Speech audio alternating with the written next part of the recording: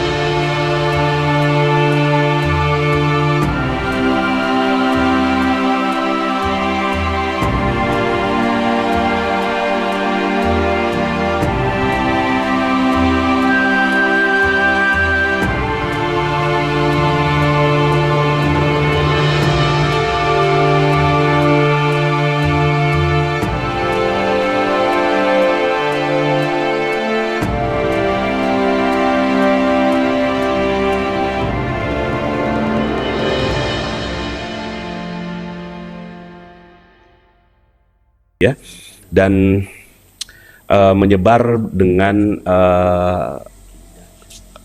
rasa syukur ya, dengan kecepatan yang luar biasa. Dan alhamdulillah buku Magnet Rezeki saat ini masuk nominasi rekor muri menjadi buku motivasi dengan penjualan bestseller terlama di Indonesia. Alhamdulillah ya. Jadi bahkan mengalahkan Detektif Conan ya, sama Harry Potter ya. Alhamdulillah, itu yang kita syukuri. Nah, jadi teman-teman semuanya, hari ini kita akan bahas sebuah materi. Yuk, sama-sama kita baca doa dulu. Bismillahirrahmanirrahim. Rabbi zidni ilman warzuqni fahman. Ya Allah, berikanlah kepada kami kefahaman, ilmu yang bermanfaat, dan juga ya rezeki yang barokah berupa ilmu darimu. Amin ya rabbal alamin. Al-Fatihah. A'udzubillahi minasyaitonirrajim. Bismillahirrahmanirrahim. Alhamdulillahirabbil alamin. Arrahmanirrahim. Maliki yaumiddin. Iyyaka na'budu wa iyyaka nasta'in. Ihdinas siratal mustaqim. Siratal ladzina an'amta 'alaihim ghairil maghdubi 'alaihim waladdallin. Amin. Amin ya rabbal alamin. Sorry, materinya ini ya. Di mana materi kita? Iya, ini dia ya. Hakikat kekayaan dan cara meraihnya ya. Oke, ya. Nah, jadi teman-teman semuanya, ini materi kita hari ini ya. Oh, maaf ya, ini kembar ya. Nah, jadi orangnya kembar ini ya. Jadi Bapak Ibu, hari ini kita akan berdiskusi tentang hakikat kekayaan dan cara meraihnya ya. Jadi dari sudut pandang mungkin akan sederhana pembahasannya, nggak sampai dalam ya, karena kalau bicara tentang hakikat kekayaan itu pasti banyak sekali versi ya tentang kekayaan. Ada kekayaan hati, ada kekayaan akhirat, kekayaan jiwa gitu ya. Kemudian kekayaan dunia itu sendiri gitu ya. Jadi banyak sekali versi tentang kekayaan ya. Nah, tapi saya mau coba gabungkan gitu ya, pandangan-pandangan yang dari sisi kanan, dari sisi kiri ya, pandangan dari mereka yang pengennya akhirat aja gitu ya. Kemudian ada yang pengennya dunia gitu. Kenapa sih nggak dipertemukan? Ada sebuah doa yang diajarkan oleh guru saya gitu ya, yaitu Kiai Mufasir ketika pada saat saya minus 21 miliar itu. Lalu kemudian saya minta doa. Doanya apa? Doa yang diberikan oleh Kiai itu adalah auzubillahi Allahumma ya farijal ham wa ya kashifal gham wa ya mujiba da'watil muttarrin rahmanad dunya wal akhirah wa rahimahuma anta tarhamuna farhamna rahmatan tughnina biha ar-rahmatika man siwak. Doa itu begitu menghujam dalam hati saya ya. Jadi lebih kurang intinya adalah ya Allah, damaikanlah antara dunia dan akhirat kami. Karena kadang-kadang ketika kita bicara tentang dunia, kita udah nggak mau akhirat. Ketika kita bicara akhirat, kita nggak mau dunia. Lalu kemudian kita mau mempertemukannya. Untuk apa sih kejar dunia gitu kan? Hidup kita kan ujungnya cuma 2 kali 1 meter aja gitu. Untuk apa jadi orang kaya gitu ya? Kayaknya kok duniawi banget gitu ya. Dunia pandangan-pandangan yang seperti itu gitu ya, itu bertabrakan gitu dengan orang-orang yang memang dia masih mengejar dunia. Ada nggak titik temunya ya? Nah, saya menemukan titik temu dalam penjelasan financial literasi atau kecerdasan finansial ya. Nanti kita akan bahas itu ya. Oke. Nah, pertanyaannya adalah ya, coba tolong tulis di komen ya, tulis di komen atau tulis di chat untuk yang di Zoom ya. Kenapa Anda mau kaya ya? Boleh tahu nggak ya? Apa sih alasan-alasan Anda untuk menjadi kaya ya? Kenapa mau kaya ya? Oh, ini ada yang minta, Pak Nas mau dituliskan doa dari kiainya. Ada sih, nanti saya kirim ya di layar. Nanti teman-teman screenshot aja ya, di screenshot ya, ada doanya. Mau kaya kenapa ya, teman-teman mau? Oke, biar sedekah. Aduh, masya Allah ini ya, banyak banget ini komennya ya. Bisa sedekah yang banyak, membahagiakan orang yang dicintai, supaya bisa menjadi manfaat untuk sesama. Ingin lebih banyak bersedekah, oke. Ingin membantu dan bermanfaat untuk banyak orang, Pak Nas. Biar banyak bersedekah. Wow, keren juga ya. Artinya teman-teman semuanya nggak memusuhi kekayaan nih ternyata ya. Karena ternyata niat untuk kayanya itu adalah untuk membantu orang lain. Bagus banget ya. Kemudian saya mau kaya biar bermanfaat bagi banyak orang, bermanfaat buat banyak orang. Oke, ya. Kemudian saya bisa munculkan ini ya nggak ya, sebentar. Ya, oh nggak bisa ya. Oke, ya.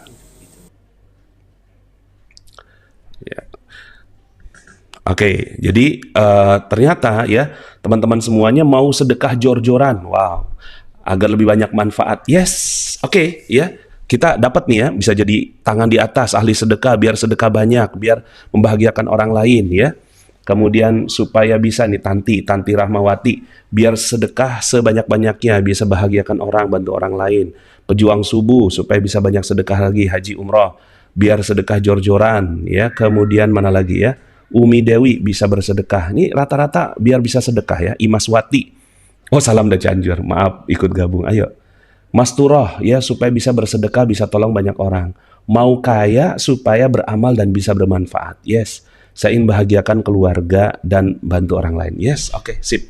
Nah, jadi teman-teman semua, ternyata setelah kita lihat dari apa tulisan-tulisan teman kita yang ada di sini ya, bahwa semua tuh sebenarnya ada dorongan dalam diri itu untuk pengen lo kaya gitu kan. Tapi kan kita nggak mau lo kayaknya kayak orang sombong ya kan.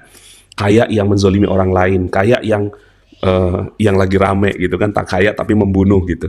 Kaya tapi masuk neraka, kita nggak mau gitu ya. Kaya itu kita punya niatan-niatan yang luar biasa gitu. Saya salut sama teman-teman semua. Dan karena ada sebagian orang di luar sana yang memusuhi kekayaan.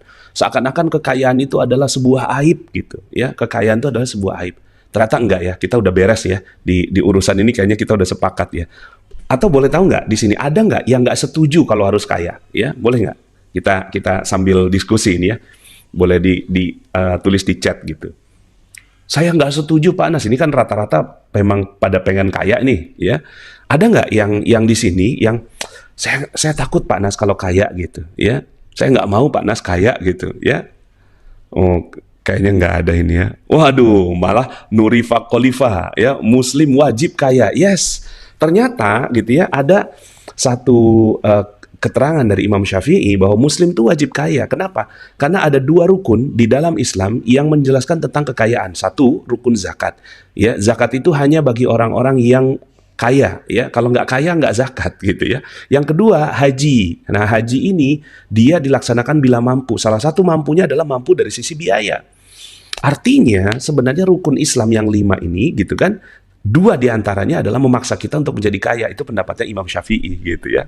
Cuma gini, saya juga nggak bisa mengatakan bahwa pendapat wajib kaya. Pokoknya kalau nggak kaya tuh kamu tuh dosa.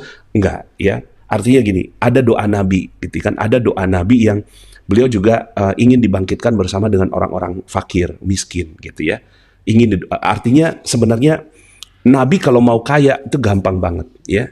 Nabi Muhammad SAW itu kalau mau kaya gampang banget, tapi beliau memilih untuk hidup miskin supaya apa? Supaya orang-orang yang miskin atau fakir miskin itu punya teman dan sahabatnya. Bayangkan kalau seandainya nabinya saja itu udah glamor, kaya dan segala macam, itu orang fakir miskin nggak punya teman gitu. Nah, kira-kira begitulah salah satu alasan kenapa Nabi itu memilih miskin. Juga Ali bin Abi Thalib memilih miskin. Tapi kalau mau kaya itu gampang banget gitu ya.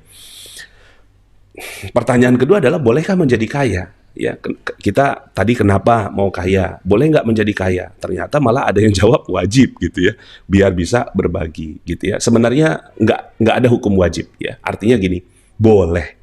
Jadi hukumnya boleh. Jadi hukumnya jaiz gitu, bukan wajib. Nah, kalau wajib kan berarti dosa dong orang yang nggak kaya itu gitu ya. Nah, orang yang nggak kaya itu jadinya dosa ya. Jadi sebenarnya hukumnya boleh saja, bukan menjadi wajib. Karena muncul bandul kanan, bandul kiri gitu ya, yang mewajibkan kaya, kemudian ada yang mengharamkan untuk kaya dan seterusnya. Kita ada di tengah-tengah ya. Artinya pandangan kaya yang manfaat. Oke. Nah, kekayaan dalam Islam itu digunakan untuk kemaslahatan, ya, digunakan untuk kemaslahatan umat. Pertama, kaya untuk keluarganya, sehingga akhirnya keluarganya tidak meminta-minta. Kemudian keturunannya, ya, ahli warisnya, ya, itu akhirnya juga bisa meninggalkan keturunan yang kuat, gitu ya. Terus kemudian juga bermanfaat bagi sekeliling, ya. Akhirnya kemaslahatan buat orang-orang ya, yang ada di sekelilingnya, ya. Jadi kekayaan dalam Islam itu digunakan untuk kemaslahatan umat. Jadi kita udah sepakat itu ya. Nova, miskin boleh, tapi kaya itu harus. Sebenarnya kalau ditanya, kalau kita mau nggak jadi miskin? Kayaknya nggak ada yang jawab ya. Kita pengennya kaya gitu ya. Wah ya.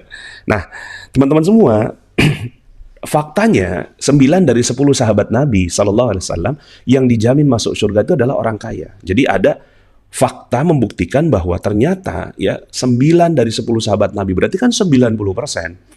Jadi ada data sejarah ya yang menunjukkan bahwa para sahabat Nabi itu kaya raya. Cuma satu aja yang nggak kaya ya. Seingat saya adalah Ali bin Abi Thalib radhiyallahu an gitu ya, karena beliau memilih gitu untuk hidup miskin gitu, untuk menemani fakir miskin gitu ya, seperti itu ya.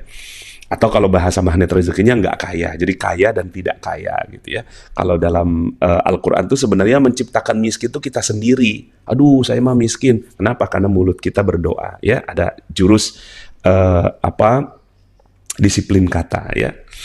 Nah ini data-datanya ya yang kita dapatkan. Salah satu yang saya cuplik adalah Umar bin Khattab radhiyallahu an yang mewariskan 70.000 properti, ladang pertanian seharga 160 juta. Kalau dikonversi hari ini totalnya 11,2 triliun.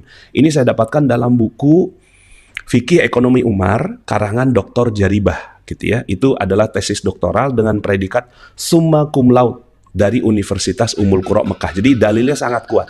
Dan penghasilannya adalah 233 miliar per bulan. 233 miliar per bulan Bapak Ibu. Itu luar biasa sekali ya. Beda tipis lah sama kita ya. Kalau kita kan 2.330.000. Ibu Rica ketawa tuh ya. Ya. 2.330.000.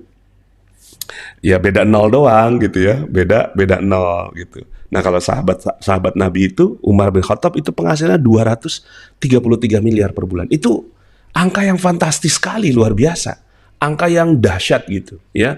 Angka yang luar biasa sekali. Penghasilannya 233 miliar per bulan. Kalau kita jadi Umar, penghasilan 233 miliar per bulan, apa yang kita lakukan Bapak Ibu ya? Wah, udah foya-foya gitu kan, beli jet dan segala macam.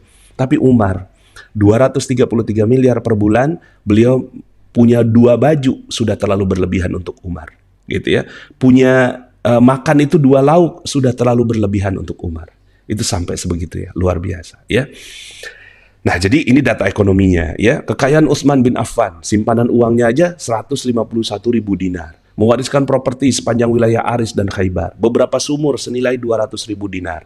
400 miliar kalau 1 dinarnya itu adalah 2 juta. Ini sengaja ya, materi ini nggak saya ganti dinarnya. Kenapa?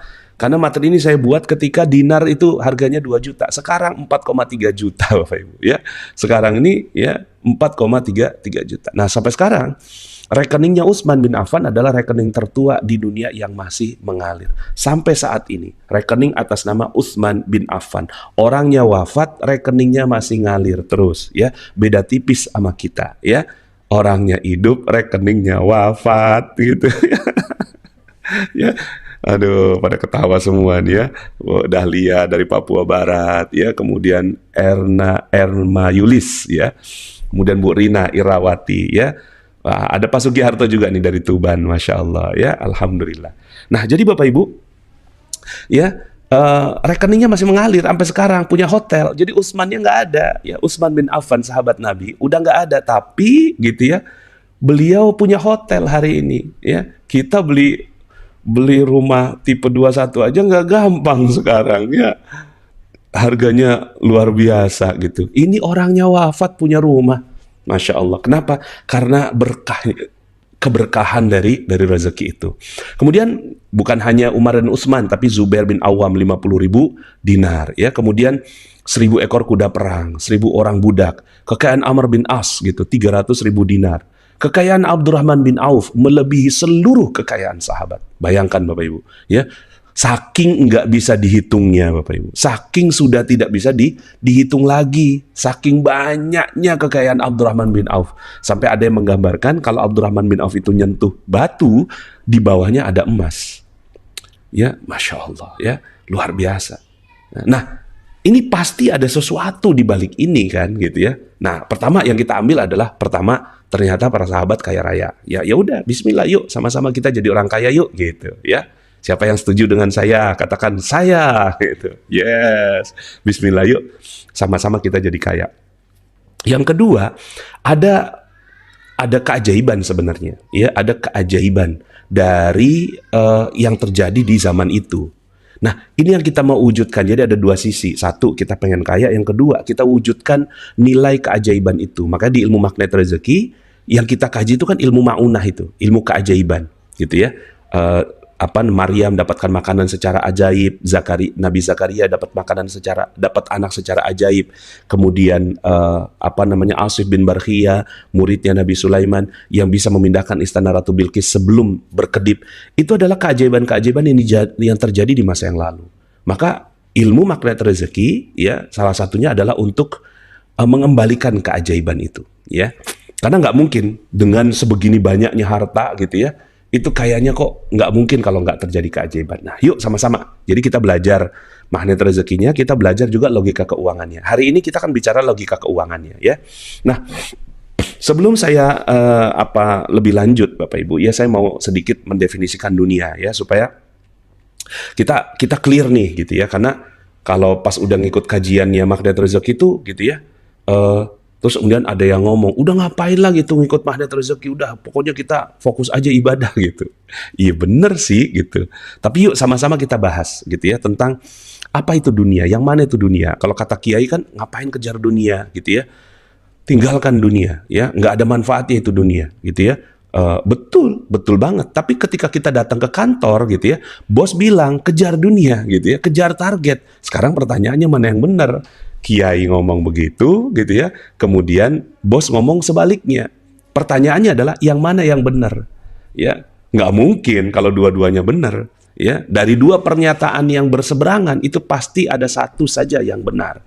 Nah, berarti kan pertanyaannya atau pernyataannya yang nggak tepat. Nah, kita yuk definisikan dunia dulu ya. Apa itu dunia? Baju dunia nggak Bapak Ibu? Ya, baju dunia? Yes, dunia. Baju kaos saya ini dunia. Internet, ya, laptop, kemudian kamera, ya, ini lighting, ya, dunia bukan? Dunia. Oke. So, sekarang tinggalkan semua Bapak Ibu, ya. Tinggalkan semua. Ya, jangan pakai baju. Jangan tinggal di rumah, gitu ya. Kemudian jangan pakai mobil, jangan pakai kendaraan. Terus tinggalnya di mana Pak Nas? Tinggalnya di kolong jembatan. Ya, kolong jembatan dunia bukan? Dunia juga. Jadi akhirnya kita tuh senewan gitu loh kalau bicara tentang definisi dunia yang oh semua itu dunia gitu. Terus kemudian kata Kiai suruh tinggalkan. Nah disitulah definisinya yang harus kita kembalikan. Nah saya merujuk pada sebuah hadis, ya, pada sebuah hadis Nabi. Ya ini silahkan didalami betul gitu ya. Ad-dunya mal'unah, mal'unun ma fiha. Seluruh dunia itu terlaknat.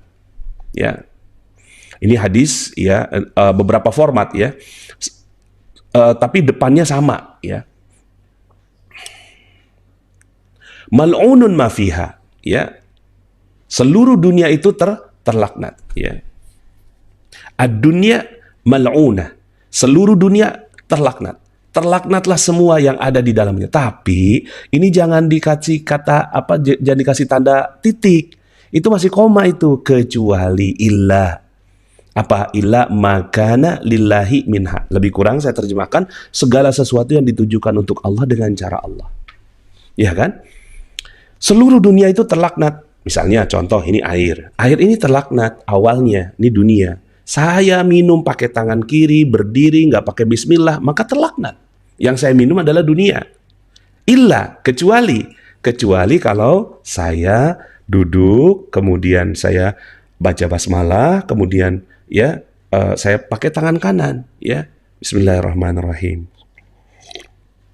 Nah, pertanyaannya, saya minum apa Bapak Ibu? Minum dunia atau minum akhirat? Minum akhirat Bapak Ibu. Jadi dia barangnya dunia, tapi bisa jadi kita jadikan dia sebagai akhirat. Maka seandainya saya pakai baju ini untuk kesombongan, gitu ya. Wah, cuma saya ini yang bisa pakai baju seperti ini. Itu baju dunia, tinggalkan. Jadi betul kata Kiai. Ya, tinggalkan dunia itu. Karena dunia itu terlaknat.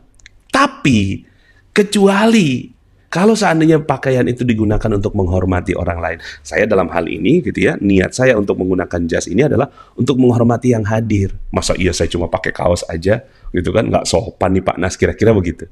Maka niat saya menggunakan ini adalah untuk memuliakan Anda yang sudah mengorbankan waktu, sinyal, ya, kuota gitu, ya, untuk ikut kajian ini. Maka itu niat saya. Maka kalau niat seperti itu boleh nggak? Bukan dunia lagi sudah, ya, bukan dunia, tapi dia akhirat. Ya, jadi boleh nggak pakai baju? Ya, ya boleh, ya. Tapi sebenarnya ya jawabannya itu tergantung. Boleh nggak kita punya mobil? Tergantung. Boleh nggak kita punya rumah? Tergantung. Boleh nggak kita makan? Tergantung. Tergantung. Kalau mobilnya diraih dengan cara riba, ya kan? Diraih dengan cara mencuri, merampok, mengambil hak orang lain, maka dia mobil yang harus ditinggalkan. Ya, kan gitu. Jadi tergantung dong. Kalau mobilnya gitu ya membuat diri kita sombong, nah, saya nih yang bisa beli mobil ini, maka itu adalah mobil yang terlaknat, tinggalkan. Beli aja mobil yang memang bisa kita ya nikmati dengan hati yang tulus. Sepakat ya? Sepakat dong ya. Jadi jawabannya adalah tergantung. Boleh nggak punya rumah? Tergantung. Kalau beli rumahnya, nah itu dia, tergantung. Ya, boleh nggak makan? Tergantung. Kalau makannya ala kadarnya, makannya itu untuk mengenyangkan badan, tapi kalau makannya tuh untuk kongko-kongko, merasa diri hebat dan segala macam, di situ tuh. Nah, itu yang nanti kita akan masukin nih ke financial literasi kita. Oke? Jadi kita akan masukin ke dalam rumus kita, ya. Nah, jadi ini Bapak Ibu ya, kita udah sepakat bahwa ternyata kaya itu bagus. Boleh nggak kaya? Boleh. Ya, sahabat Nabi juga kaya. Kemudian ternyata dunia itu gitu ya. Jadi apa definisi dunia itu? Dunia adalah segala hal yang dilaknat oleh Allah Subhanahu wa taala. Itulah dunia. Ya. Dunia itu apapun yang dilaknat oleh Allah itu dunia. Gitu. Mau bentuknya apa? Salat. Kalau riya itu dilaknat Allah. Berarti salatnya salat dunia.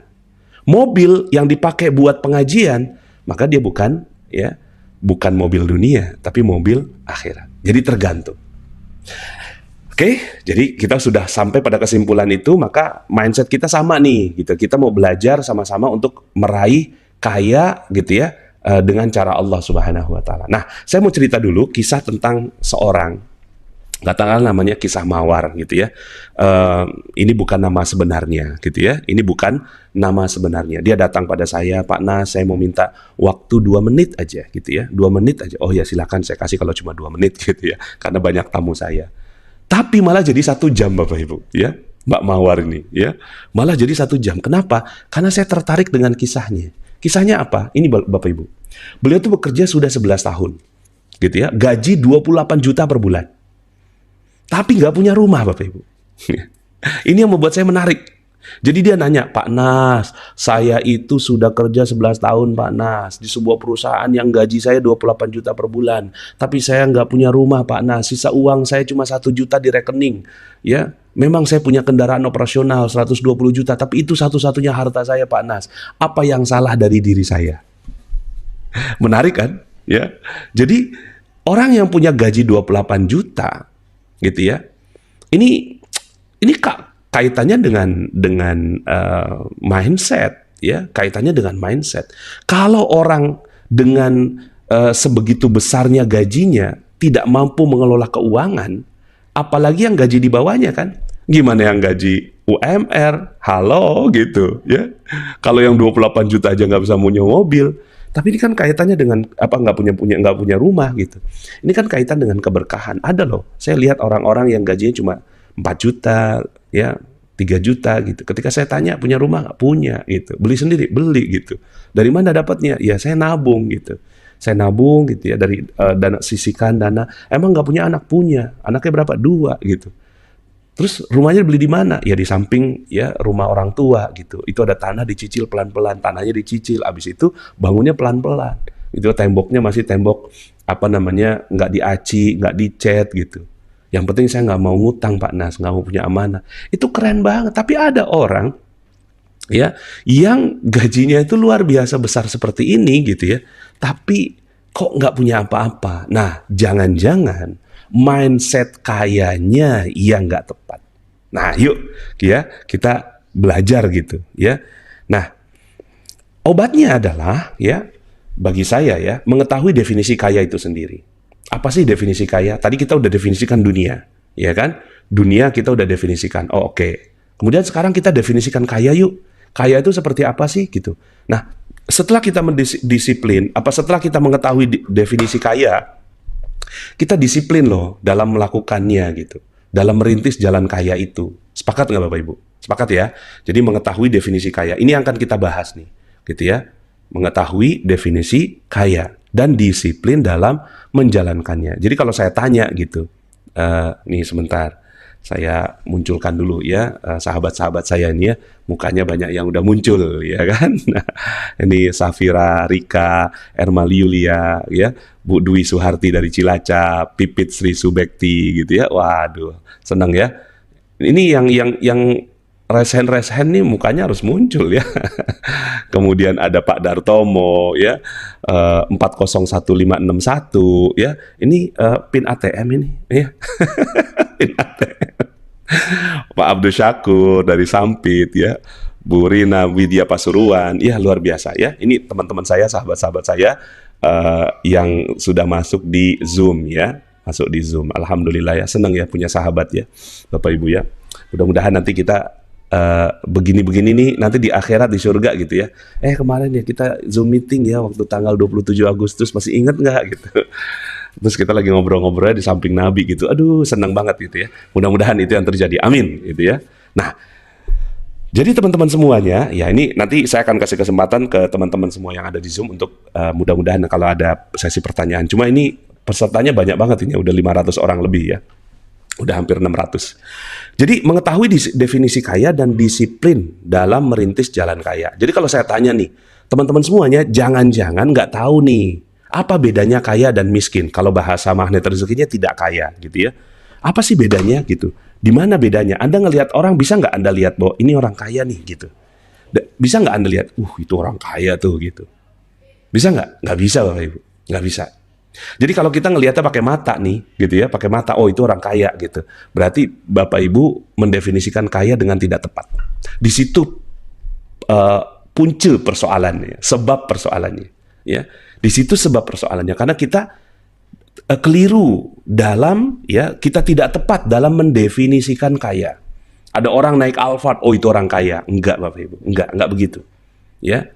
Ada orang yang dia nggak punya apa-apa gitu, cuma pakai sendal swallow,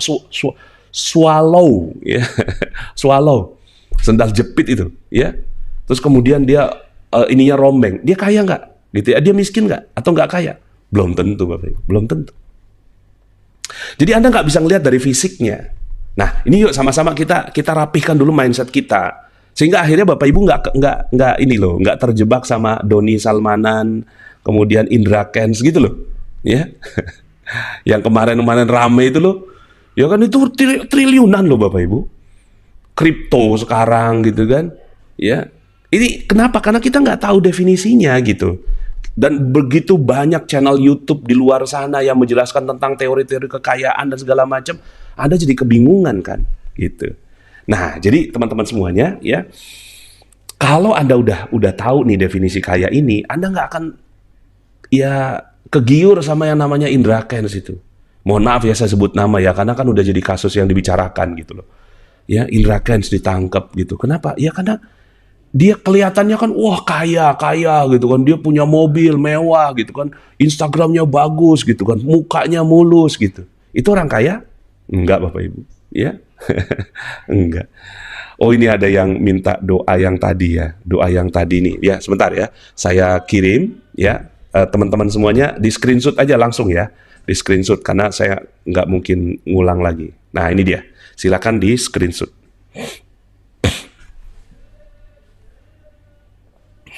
Ya silakan di screenshot ya. Ini doa yang dikasih oleh guru saya kepada saya. Jadi kalau ada yang mau Pak Nas minta ijazah doanya ya, dengan ini saya ijazahkan doa ini. Ya, dan saya tidak mungkin mengijazahkan doa yang saya belum mencintainya.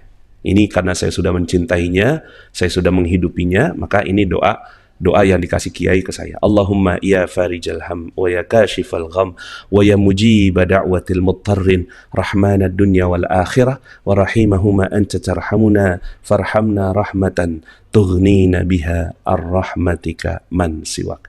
Nah, itu ada teks bahasa, ada teks ininya ya, Arab, ada transliterasinya ya, kemudian ada artinya di bawah ya. Oke, sudah di screenshot ya, sudah ya. Cekrek gitu aja. Nah, udah. Nah, saya akan hilangkan lagi ya supaya kita fokus ke materi. Oke, nah sekarang ya kita mau definisikan kaya itu seperti apa, Pak Nas. Nah, yuk sama-sama kita masuk ke grafik ya. Grafik ini grafik yang akan saya sampaikan kepada Bapak Ibu semua. Ini benar-benar saya tuh Bapak Ibu ya, dengan grafik ini saya jadi betul-betul paham yang namanya kaya itu apa gitu. Jadi definisi kaya itu benar dan kita bisa meraihnya ya. Nah, jadi saya ini kan dengan balok ini Bapak Ibu ya. Saya bagi atas bawah ya. Kemudian ini ya. Dan nanti saya mau kasih PR sama Bapak Ibu, boleh nggak?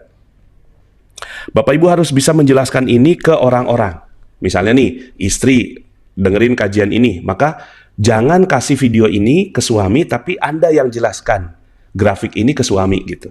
Ya, Pak, tadi tuh Pak gitu. Saya tuh dapetin materi seperti ini gitu, ya. Dapetin materi seperti ini kok kayaknya bagus. Yuk kita bahas yuk tentang definisi kekayaan kayak gini gitu, ya. Jadi tantangannya adalah PR. PR-nya adalah Anda menjelaskan ini ke keluarga Anda. Ya, secara ambil kertas, tulis, coret-coret gitu ya. Ya, jadi supaya semua jadi paham tentang kaya dan tidak kaya. Oke, saya pakai warna merah sekarang ya. Jadi orang yang tidak kaya itu alur keuangannya begini Bapak Ibu. Oh ya, ini saya jelaskan dulu. Yang ini apa? Yang ini yang atas ya, ini adalah income, ya kan? Yang ini outcome atau expense ya, bukan outcome. Expense kalau bahasa Inggrisnya. Jadi income sama expense. Income itu adalah uang masuk, expense itu adalah uang keluar. Nah, yang kanan kiri, yang ini adalah beban. Pakai bahasa Indonesia aja deh. Kalau bahasa Inggrisnya liabilitas.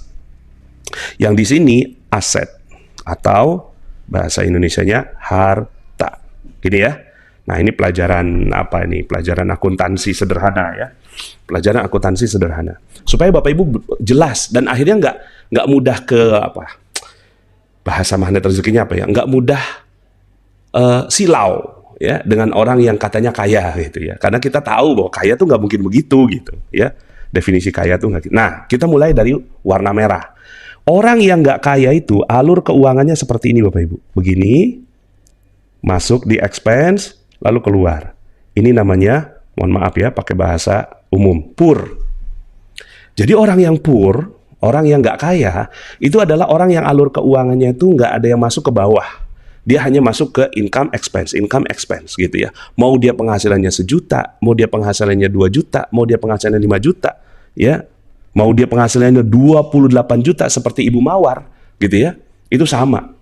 Ini yang terjadi. Jadi sebenarnya Ibu Mawar ini gitu ya. Itu sebenarnya hakikatnya apa gitu. Ya, dia ternyata bukan orang kaya Bapak Ibu.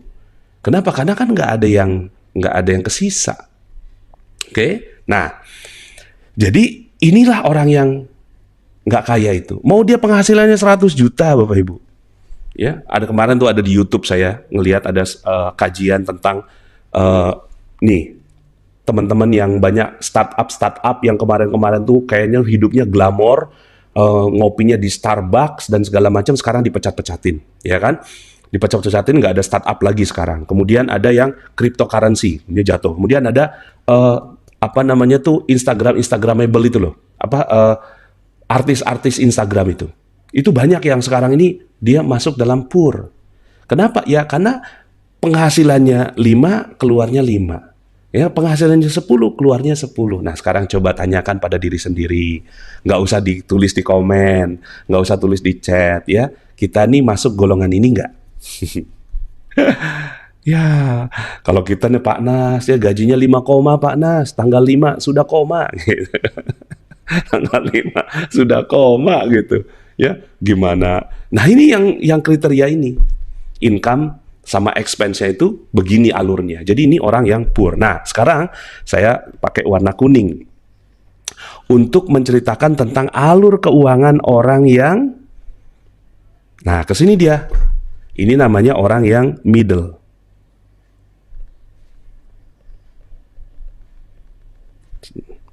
Orang yang middle class. Orang yang middle class. Orang middle class itu, ya, selebgram, ya, selebgram. Nugen TV nih ikut nih. Wah, ternyata nyimak juga abang kita, ya.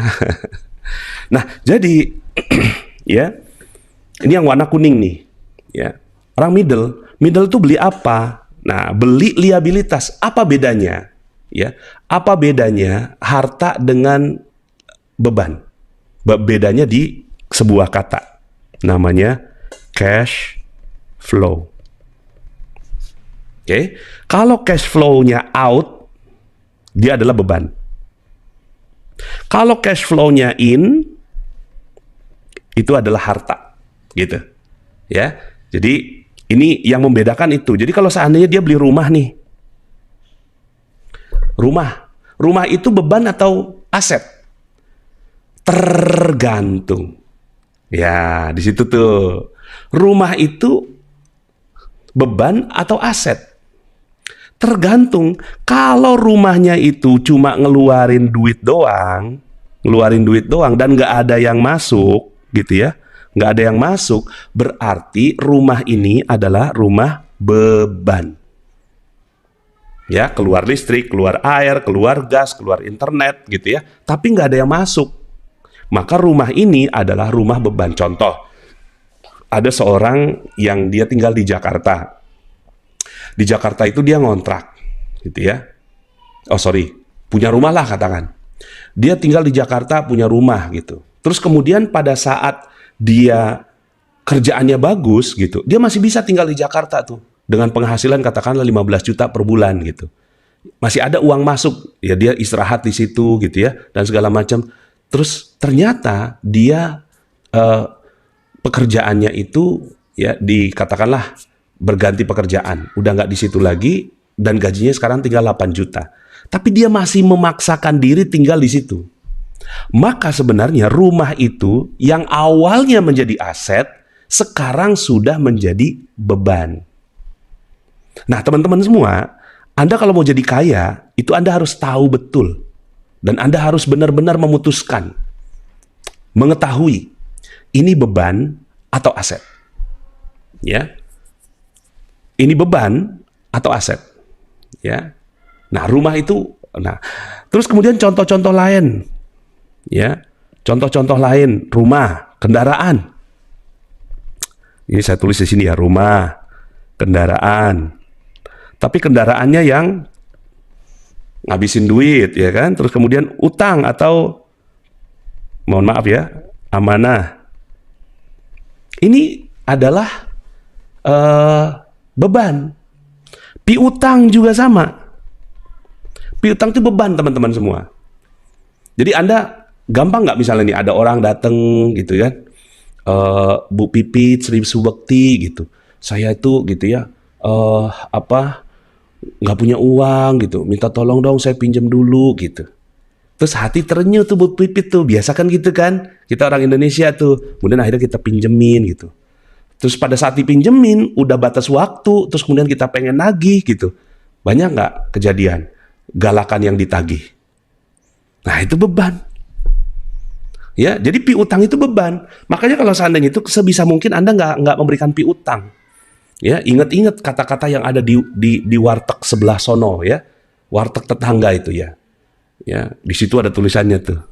Jepang hancur karena bom. Warung hancur karena bon. Nah, itu dia. Ya, bon. Ngebon dulu ya gitu. Ya, James Bond gitu ya. Jadi piutang ini, jadi Anda gini, kalau ada teman datang, karena Anda juga nggak mau orang pelit kan, menjadi orang yang kikir gitu, nggak mau. Ketika orang datang gitu ke Anda, maka apa yang Anda lakukan gitu?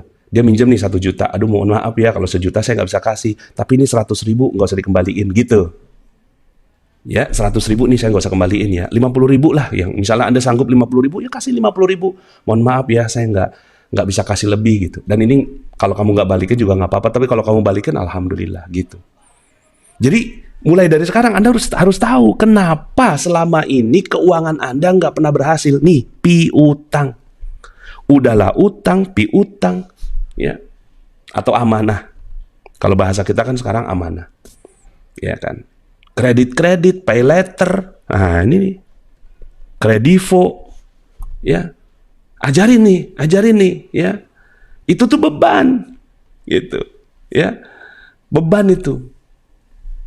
Nah, orang yang middle biasanya begitu, orang yang middle tuh biasanya dia pengeluarannya itu dipakai untuk membeli, gitu kan, liabilitas ini, membeli beban. Kemudian nih ibu-ibu yang sering ke mall, barang-barang lucu. Ya. Barang-barang lucu itu beban, liabilitas. Coba dibeli gitu kan, nyampe di rumah, kenapa tadi beli ini ya? Gitu kan. Oh, karena diskon. Gitu. Karena diskon, tahu-tahu menjadi beban di rumah, dipakai kagak. Cuma jadi menu-menuin tempat. Akhirnya kita ngerasa, kenapa ya rumah saya kok sempit banget? Bukan rumah yang sempit, barang yang kebanyakan. Tuh, barang-barang lucu, mubazir, kongko-kongko, ya, kongko-kongko nggak jelas. Minumnya di Starbucks. Pengen ikut gaya. Ini gaya-gaya hidup. Makanya obat dari ini ya, Bapak Ibu silakan dengerin audio saya berjudul Jurus Kerangkeng Uang. Kerangkeng Uang. Anda harus kerangkeng karena uang itu seperti hewan yang liar. Ya, hewan itu ya seperti apa? Uang itu seperti hewan yang liar. Kalau Anda nggak kerangkeng, dia pasti pergi, Bapak Ibu. Nah, begitu juga dengan uang itu. Anda harus mengkerangkeng. Jadi udah jelas ya di sini. Terus kemudian Bapak Ibu di sini riba. Nah, ini ada yang namanya tangible liabilitas, ada yang intangible liabilitas. Tangible ini artinya yang ketahuan, yang memang kelihatan gitu barangnya itu, beban yang kelihatan. Tapi kalau ada beban-beban yang nggak kelihatan, dan bahkan kadang-kadang kita nggak tulis itu. Gitu. Seperti misalnya sekolah anak.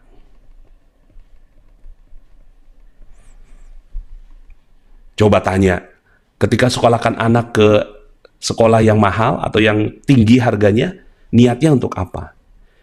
Sebagian karena niatnya untuk biar dibilang punya duit, gaya. Nah, ini gaya-gaya nih. Nah, ini nih yang selama ini ya, ibarat ember itu ada ember yang bocornya. Beban liabilitas. Ini yang terjadi pada si Bu Mawar tadi. Ya, yang terjadi pada Bu Mawar. Ini ada yang testimoni nih, bubble milk tea. Ini saya juga ngalamin gara-gara piutang saya jadi punya amanah ke orang. Ini dia.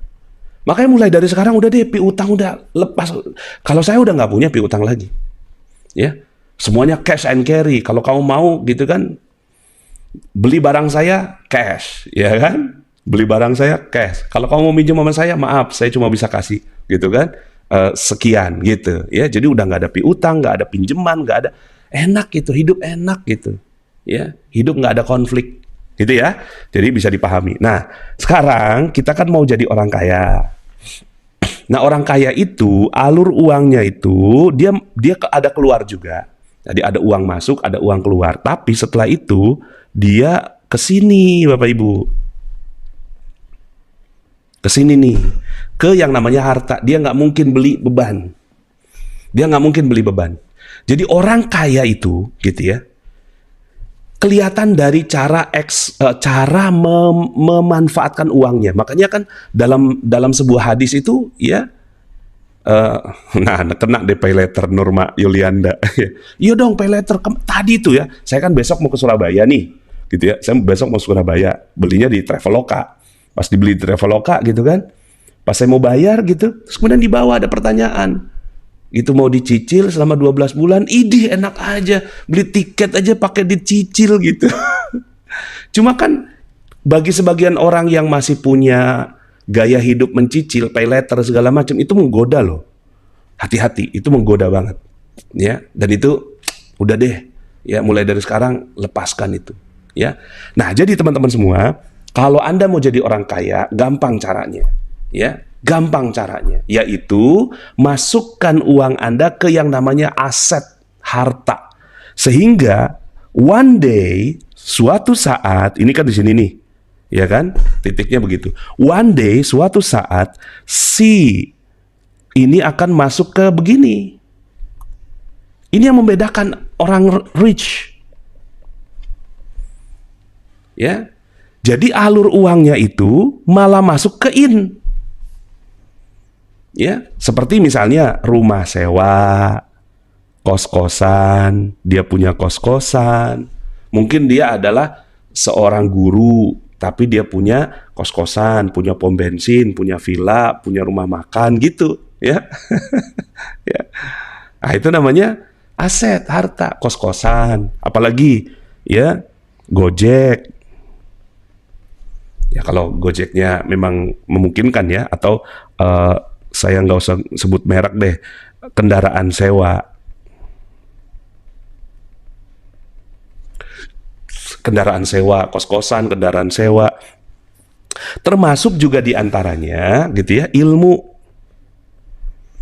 Hari ini nih Bapak Ibu sekarang gitu ya, Bapak Ibu sekarang ini ngikutin materi saya. Ini ilmu ini aset Bapak Ibu.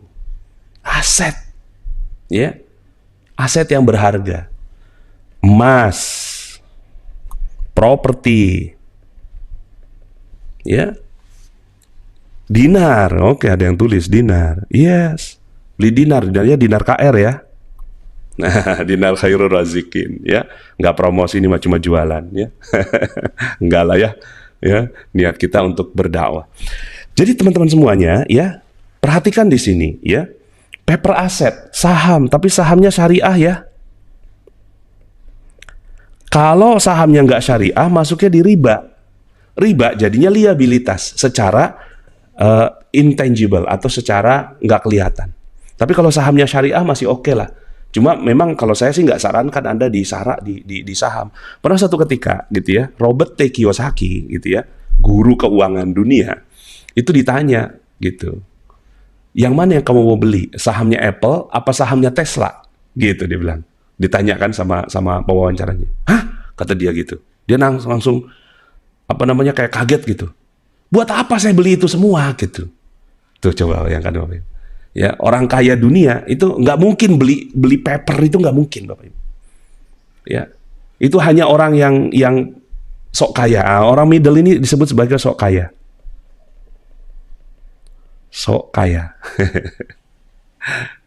Ya.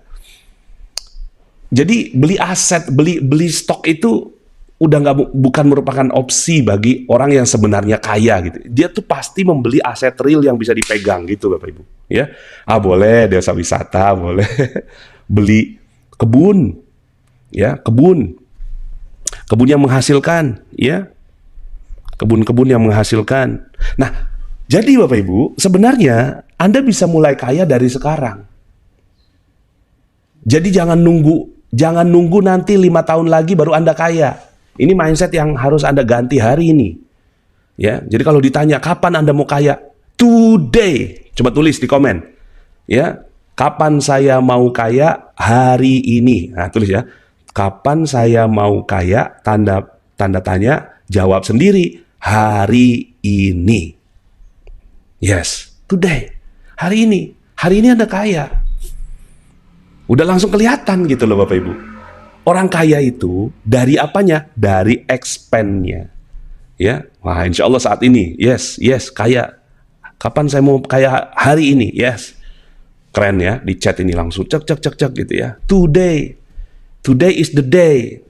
Hari ini adalah hari di mana Anda kaya. Jadi mulai kayanya itu udah mindset dulu. Mindset bahwa Anda beli gitu kan sesuatu yang memang Anda pegang. Jadi barangnya tuh barang yang real. Jadi jangan mau digoda-goda beli kripto. Ya, kripto tuh bukan aset Bapak Ibu. Kripto tuh di sini. Ya, kripto tuh saya mah agak aneh aja gitu. Orang yang ya pokoknya Anda belajar deh dengan orang-orang kaya dunia gitu. Ya memang ada yang muslim, ada yang nggak muslim gitu. Cuma memang mereka mindsetnya tuh bener. Nah, termasuk nanti di sini ilmu-ilmu ibadah jadi aset kan. Rumah yang baiti jannati. Rumah kalau ribut melulu, di dalamnya ribut melulu, itu rumah beban namanya. Tapi kalau rumah yang ketika Anda pulang ya ke tempat itu Anda merasa tenang, Anda merasa dapat inspirasi gitu, itu adalah rumah yang aset. Jadi Anda sekarang sudah mulai bisa membedakan apa itu aset, apa itu liabilitas. Sekolah anak bisa jadi aset, asalkan Anda betul-betul niatnya benar. Oke, nah saya mau mereview. Nah, ini orang yang poor, orang yang nggak kaya. Sementara orang yang sok kaya atau middle class, ya udah punya gaji, merasa gajinya gede, tapi dipakai untuk membeli beban. Sehingga akhirnya apa yang terjadi gitu ya, dia menjadi middle class. Nah, yang middle class ini gitu ya, dengan kondisi-kondisi saat ini seperti sekarang, itu gampang rentan turun derajatnya. Dari middle ke poor. Nah, sementara orang yang kaya adalah orang yang dia ya alur keuangannya itu ke ya aset yang someday dia bisa masukkan ke ya pemasukan in-nya ya. Nah, ini yang disebut sebagai rich. Nah, jadi kelihatan kan Bapak Ibu ya? Kelihatan ini di screenshot, ajarkan ke suami, suami ngajarkan ke istrinya, orang tua ngajarkan ke anaknya, anak ngajarkan ke orang tuanya, tetangga ngajarkan ke tetangganya. Ini dibahas cuma memang kajian kayak gini nih nggak dibahas di masjid ya. Coba ya, khutbah Jumat. Ma'asyiral muslimin, sidang Jumat yang dirahmati Allah. Hari ini kita akan belajar tentang kekayaan. Kayaknya enggak ya, nggak pernah denger ya. Nggak ada. Di pelajaran khutbah Jumat nggak ada. Makanya kita syukurilah ya. Padahal dalam Al-Quran tuh banyak ayat-ayat ya tentang tentang mubazir, kan nggak boleh mubazir, harta segala macam itu diajarkan gitu. Tapi ketika ke masjid udah nggak diajarin semua itu. Ya, hari ini dan seterusnya. Kalau income masih pas-pasan, strateginya bagaimana?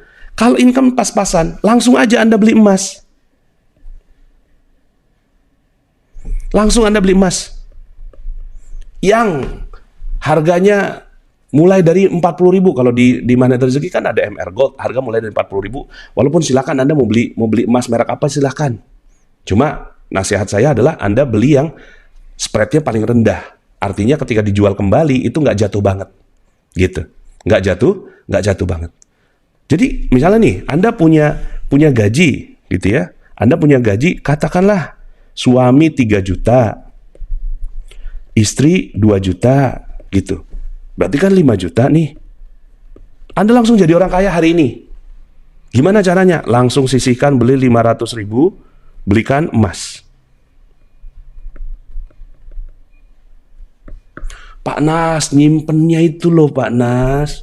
Nyimpennya di mana gitu, nanti bingung. Ya, Anda harus, kalau Anda mindsetnya begini, maka Anda mindset nyimpen ini namanya. Mindset menabung. Makanya ada surat Yusuf. Ya, surat Yusuf itu ada ilham. Ilhamnya 7 sapi kurus memakan 7 sapi yang gemuk. Nah, itu kan tanda semua. Diajarkan oleh Allah Subhanahu wa Ta'ala dengan surat Yusuf itu. Jadi Anda punya 5 juta, langsung 500.000 beli emas, Anda langsung jadi orang kaya udah. Anda langsung jadi orang kaya. Pak Nas, emas itu kan pertumbuhannya nggak terlalu bagus. Gimana kalau seandainya saya mau beli yang lebih bagus? Ya, saran saya, Anda kalau punya uang di bawah 1 tahun, ini 1 tahun, ini 7 tahun. Ya, kalau punya uang antara 0 sampai 1 tahun, ini nggak usah dijadikan sebagai emas. Ini biarin aja ke digital aja.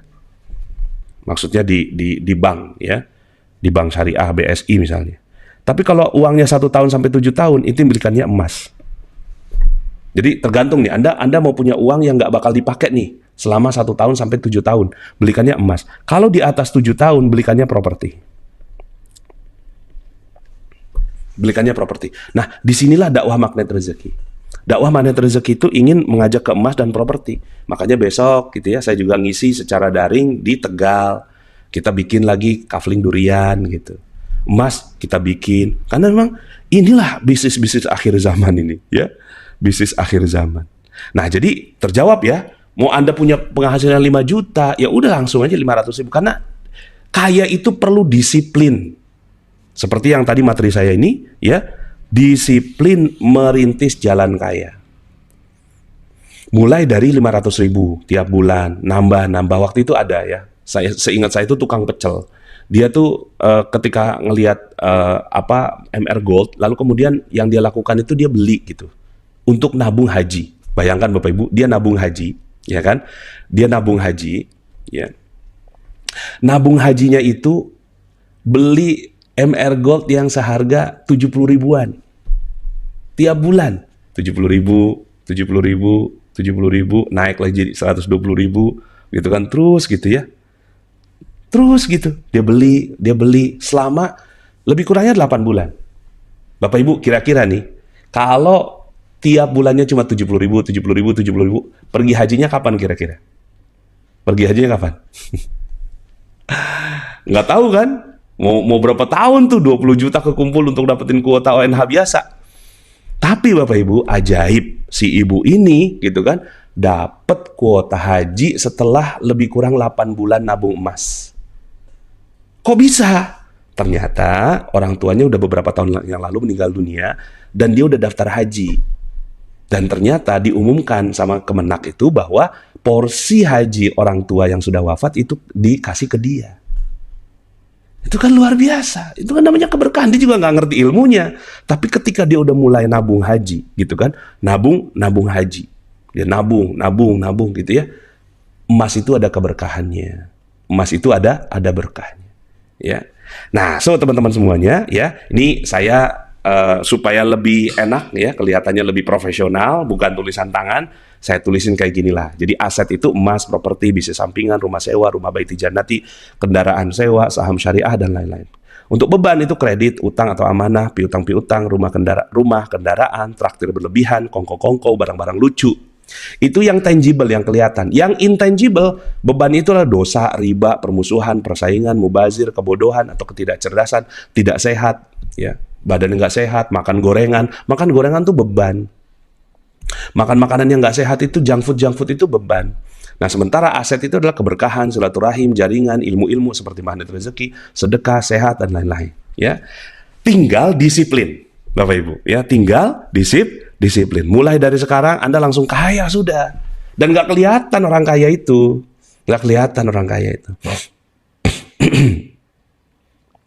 Anda investasi di ilmu. Seperti misalnya di Tuban, Bapak Ibu ya. Waktu itu ada yang disebut sebagai kampung milioner kan? Kampung milioner. Kampung milioner. Ada yang tahu nggak ceritanya tuh? Ya, kampung milioner. Saking tempat itu mau jadi ada minyaknya gitu kan? Terus apa yang terjadi Bapak Ibu? Ya, udah selesai. Bedanya adalah, ya waktu itu dia beli mobil, beli apa segala macam. Itu karena apa? Kebodohan, ketidakcerdasan ini nih. Ya. Nih, ketidakcerdasan, uang yang ada gitu kan dipakai untuk beli mobil apa segala, karena mindset yang nggak jelas gitu loh. Kaya itu dia pikir mobil. Apa yang terjadi Bapak Ibu setelah itu? Uangnya habis. Bedanya apa? Dulu punya sawah, sekarang nggak punya sawah. Padahal sawah itu aset. Coba bayangkan, ya. Ini ada pertanyaan, emas untuk perhiasan atau emas yang seperti apa baiknya Pak Nas? Kalau emas perhiasan itu turunnya jauh, ya. Turunnya itu kalau emas perhiasan, ya, jadi emas nih, ada emas. Kalau mau beli emas ini ada pertanyaannya. Emas, pertama ya perhiasan. Perhiasan itu ini saya langsung tulis saja antara 10 sampai 20% turunnya. Ada emas yang merek AN gitu ya, titik-titik gitu ya. Ini turunnya antara 11%. Nah, jadi silahkan. Jadi kalau beli emas perhiasan Anda turun, bahkan bisa jadi sampai 30% loh. Makanya beli perhiasan ala kadarnya aja, ala kadarnya gitu. Nah, kemudian ini AN titik-titik gitu ya. Nah, kalau DKR ya, ini turunnya antara 3 sampai 7%. Ya. Nah, untuk investasi Anda pilih yang spreadnya paling rendah, yang paling bagus ya. Yang paling bagus adalah yang spreadnya paling rendah, bukan harga belinya, tapi harga dijual kembalinya. Nah, nanti kita bahas itu di kesempatan yang lain. Hari ini kita bicara ini dulu ya. Jadi Bapak Ibu ya, sekarang sudah tahu bagaimana menjadi kaya? Udah tahu dong, ya kan? Udah tahu ya. Jadi dari sini akhirnya kita jadi tahu, oh ini toh ya, ternyata ilmu agama dengan ilmu finansial itu selaras Bapak Ibu. Ilmu agama itu kan ngajarin kita nggak mubazir. Ilmu agama itu kan ngajarin kita berilmu. Ilmu agama kan ngajarin kita untuk punya emas, punya dinar. Ilmu agama itu kan mengajarkan kita untuk gitu ya, menabung. Itu kan ilmu agama semua Bapak Ibu. Ternyata itu match dengan ilmu finansial. Ya. Nah, so mulai dari sekarang kalau seandainya Bapak Ibu merintis nih, disiplin tiap hari Anda mindsetnya itu aset beli, pas ketika beli sesuatu ini bakal memberikan imbal balik nggak ke saya gitu, kalau nggak memberikan imbal balik nggak gitu ya. Nah, ada pertanyaan nih, Pak Nas, jadi emasnya adalah DKR ya? Iya, takutnya kan kalau saya ngomong kayak gini kesannya jualan gitu ya.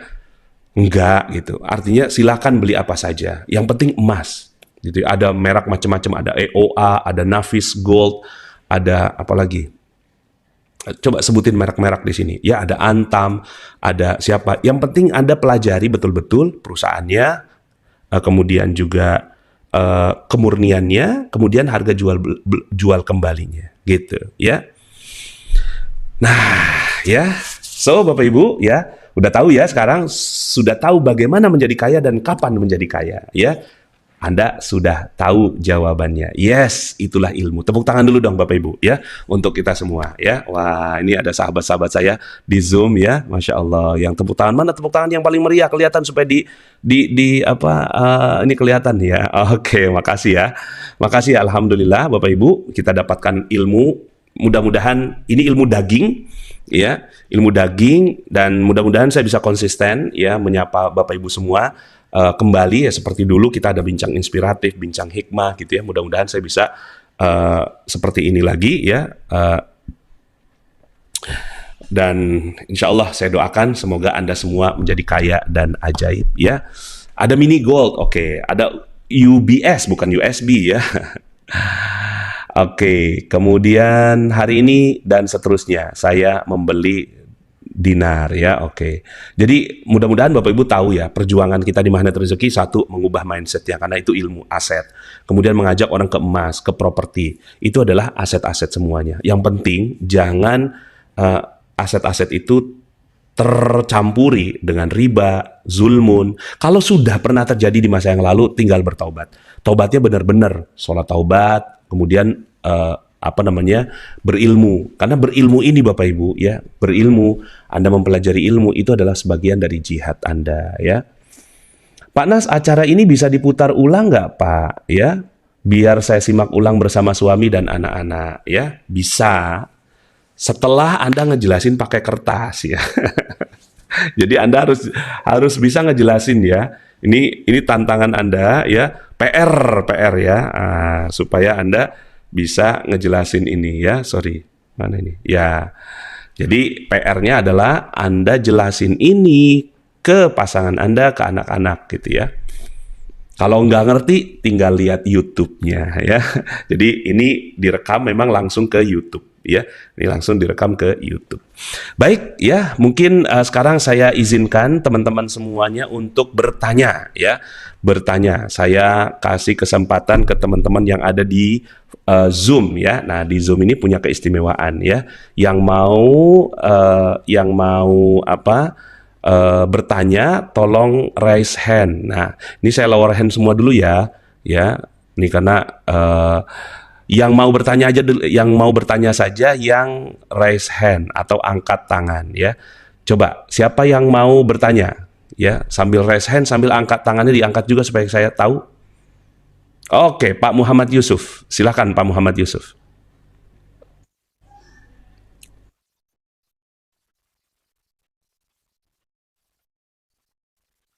Waalaikumsalam warahmatullah.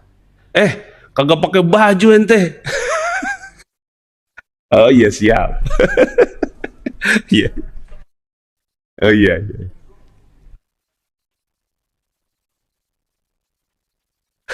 Iya. Iya nggak apa-apa.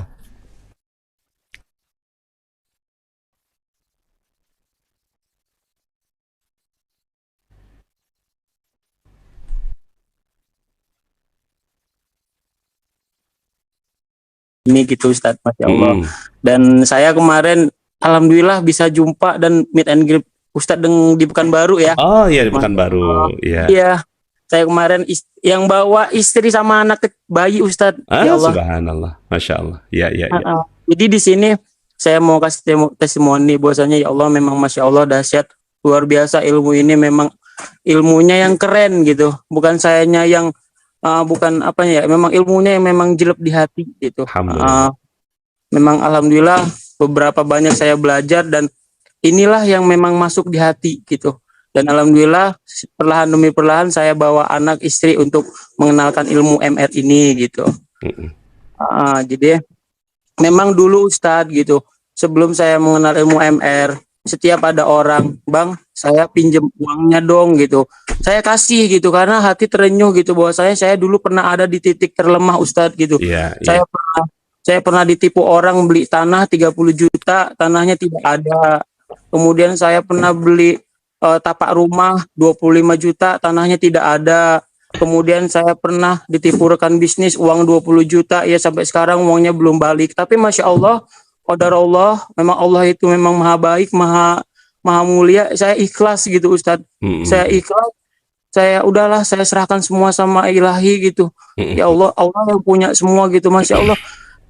Atas kickbacknya itu Ustadz, Masya Allah, sekarang apapun yang memang saya pikirkan terjadi Ustadz, apa yang saya minta Allah kasih. Alhamdulillah. Siap. Saya pernah terbenak, ya Allah, pernah saya kan usaha Ustadz, saya alhamdulillah punya usaha kecil-kecilan gitu, jadi saya pernah belanja. Ini sedikit testimoni ya Ustadz, nggak apa-apa ya? Jangan banyak, jangan lama-lama. Yang lain pada nunggu. Gini, jadi gini, jadi saya itu pernah berpikir ya Allah, belanja itu naik sepeda motor kehujanan di jalan, barang jualan saya basah. Pernah terlewat mobil. Ya Allah, kalau punya mobil seperti itu unik ya, punya anak 2, terus bisa naik bersama anak. Masya Allah, 1 bulan Allah kasih mobil itu walaupun beda warna Ustadz. Alhamdulillah. Jadi di sini saya sedikit memberitahu bahwa saya memang ilmu ini memang luar biasa. Makanya saya coba, ayolah belajar pelan-pelan untuk saya pribadi, keluarga, dan coba saya amalkan kepada orang lain. Siap. Mudah-mudahan Allah mengizinkan saya, Allah memudahkan saya untuk mengamalkan ilmu ini Ustadz. Amin. Gitu. Memang memang nggak mudah kita untuk nggak mudah untuk mengajak orang gitu. Tapi saya minta selalu sama Yang Kuasa, saya selalu minta sama Allah, mudahkanlah hatinya untuk bisa berubah gitu. Amin. Ustadz, Masya Siap. Allah. Sip, terima kasih Pak Muhammad Yusuf, luar biasa. Ya. Sekali lagi izin, saya tadi kurang sehat jadi. Ya, nggak apa-apa. Siap. Oke, berikutnya kita ke Bu Arum ya, Bu Arum ya. Silakan Bu Arum. Sebentar. Bu Arum. Ya. Silakan Bu Arum, ya. Assalamualaikum Pak Nas, Masya Allah, Alhamdulillah diizinkan bertanya.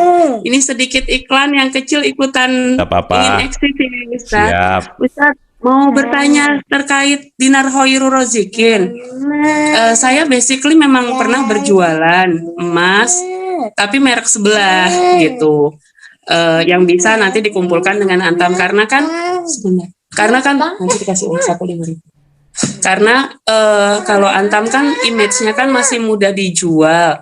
Nah, tapi kemarin ada teman yang bertanya, Arum gimana dengan dinar? Infonya itu kan dinar itu kan harus dijual pada lingkungan itu sendiri. Kalau dijual pada lingkungan itu sendiri kan maksudnya kalau saya nggak ketemu dengan penjualnya lagi kan berarti nggak mudah. Nah, itu tadi pertanyaannya terkait dengan dinar ya. Terus kan kalau tadi yang Pak Nas jelaskan kan, dinar itu kan buyback-nya paling itu ya, paling rendah, maksudnya kita beli terus kita butuh kembali untuk dijual, itu kan nilai turnnya itu kan paling mendekati dengan nilai jual ya. Kalau yang tadi, kalau memang kalau yang kita lihat yang lain itu kan maksudnya kalau merek sebelah yang Antam itu kan memang buybacknya agak lumayan. Nah, itu bagaimana Pak Nas? Saya belum tahu. Terus kan yang sempat saya lihat itu kan testimoni tentang dinar itu kan keutamaannya ada tentang ayat-ayat Allah seperti itu kan, itu jadi mulia gitu. Jadi saya ingin menjelaskan tentang dinar itu. Siap. Kurang. Ibu lokasinya di mana nih tinggalnya? Di Bogor, Pak Nas. Bogor ketemu Bunda Ucu, ya. Bismillah, mudah-mudahan. Ya. Nah, nanti gini. Ini saya supaya karena waktu ya karena waktu. Iya. Jadi Dinar Khairul Razikin itu adalah sebuah brand juga, brand dinar gitu ya. Ya mudah-mudahan ini bisa memberi manfaat buat masyarakat gitu ya.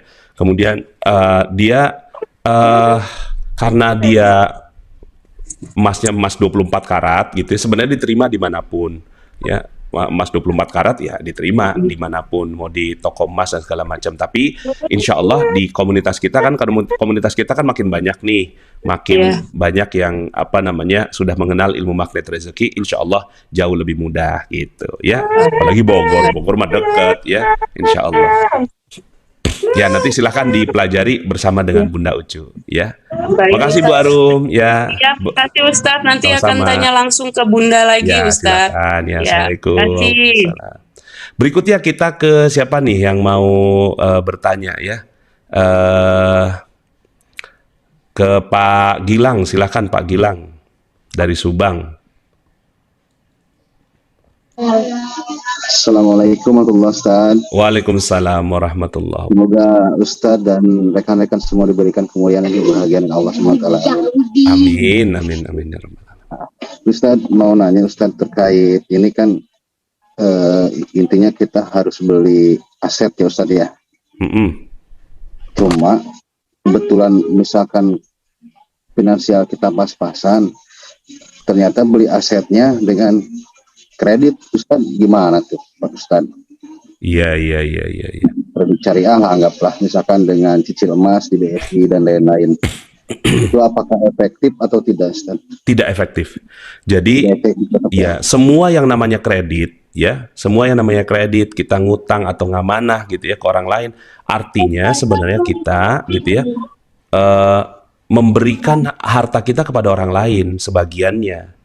Jadi ketika Anda mulai nih begitu kan, saya mau minjem, berarti Anda siap memberikan uang Anda kepada orang lain gitu. Dan itu budaya yang nggak bagus. Nah, kalau saya mau beli aset, memang aset yang paling mudah didapat itu ya emas.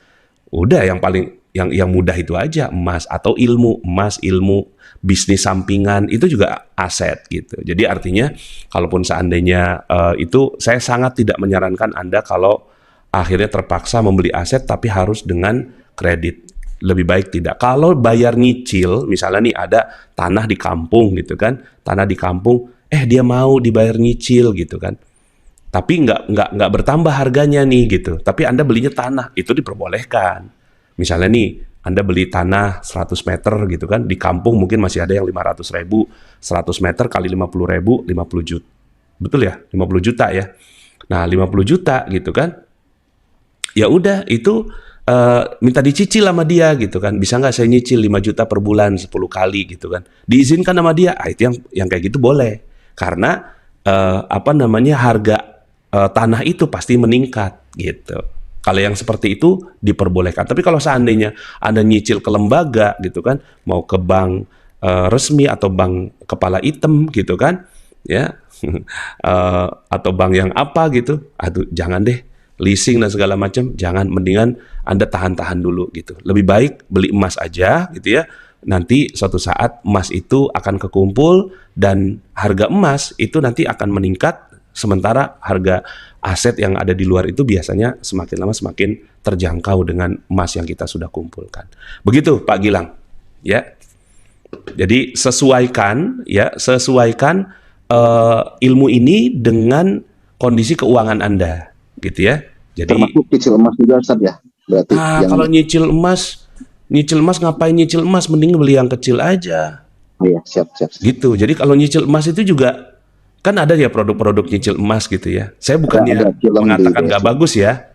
Ya, cuma sekarang ini kan sudah ada solusinya. Beli emas kecil-kecil aja gitu. Ya, nanti pelan-pelan itu bisa lama-lama jadi bukit juga. Karena ketika Anda beli emas nyicil ke orang lain, orang itu ngambil untung sama Anda gitu loh. Ya, sayang amat gitu ya. Begitu ya. Oke, berikutnya. Waalaikumsalam. Pak Yuda, silakan Pak Yuda. Waduh, Masya Allah. Ya, Pak Yuda. Assalamualaikum, Ustaz. Waalaikumsalam warahmatullah. Salam kenal, Ustaz. Saya baru sebulan ini nih baca ini. Masya Allah. Keren. Ada yang belum saya pahami, Ustaz. Goa keajaiban itu gimana ya, Ustaz? Goa keajaibannya. Ya. Udah nih, pertanyaannya itu doang. Udah itu aja. Ya. Pertanyaannya sederhana tapi penjelasannya 30 menit itu.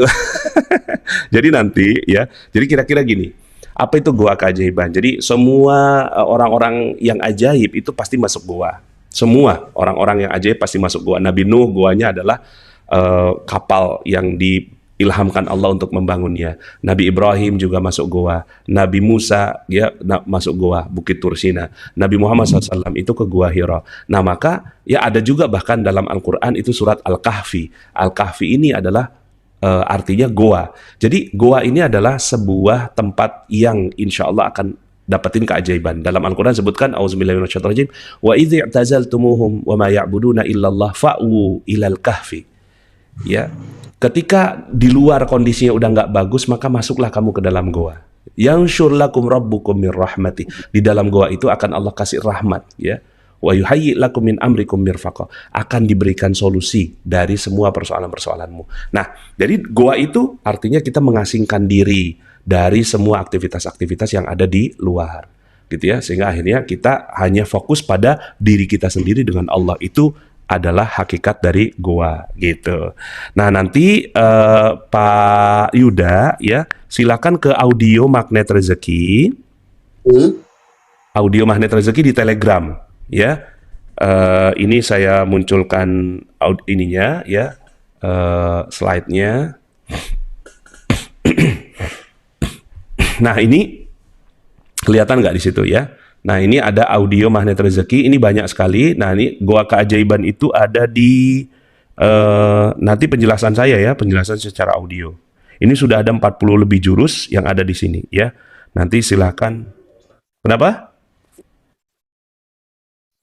Iya di Telegram. Jadi nanti cari aja audio Magnet Rezeki ya. Jadi ininya tuh audio Magnet Rezeki ini nih.